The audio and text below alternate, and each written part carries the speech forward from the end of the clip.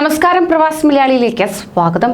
Corona വ്യാപനത്തിന് പിന്നാലെ കഴിഞ്ഞ മാർച്ച് 1 മുമ്പ് കാലാവധി അവസാനിച്ച വിസയുമായി UAE തുടർന്ന താമസ സന്ദർശക ടൂറിസ്റ്റ് വിസക്കാർക്ക് ശിക്ഷ കൂടാതെ രാജ്യവിടാൻ അനുവദിച്ച സാവകാശം 31-ന് തീരുന്നതായി റിപ്പോർട്ട്.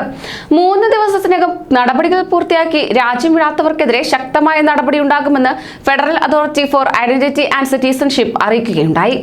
കോവിഡ് മൂലം അതിർത്തി അടച്ചതോടെ രാജ്യം വിടാൻ സാധിക്കാതിരുന്ന ഇവർക്ക് രാജ്യം വിടാൻ 10 മാസത്തെ സാവകാശമാണ് ഇതിലൂടെ ലഭിച്ചിരിക്കുന്നത്.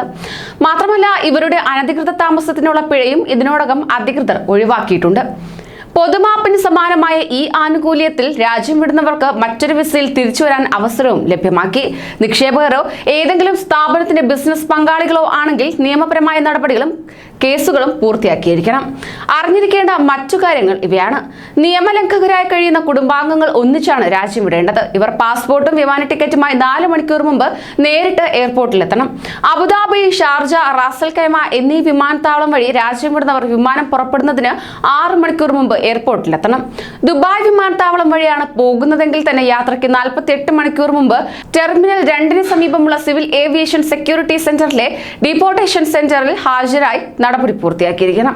മാർച്ച് 1-ന് ശേഷം വിസ കാലാവധി അവസാനിച്ചവർ അനധികൃത താമസത്തിനുള്ള പിഴ അടച്ചാലേ രാജ്യം വിടാനൊക്കൂ.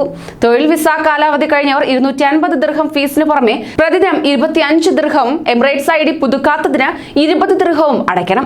സന്ദർശക വിസക്കാർക്ക് ആദ്യ ദിനം 200 ദിർഹവും പിന്നീടുള്ള ഓരോ ദിവസത്തിനും 100 ദിർഹം വീതമാണ് പിഴ ഈടാക്കുന്നത്. വിശദവിവരങ്ങൾക്ക് 800453 എന്ന നമ്പറിൽ ബന്ധപ്പെടുക. കൂടുതൽ പ്രവാസി വാർത്തകൾക്കായി ഈ ചാനൽ സബ്സ്ക്രൈബ് ചെയ്യൂ.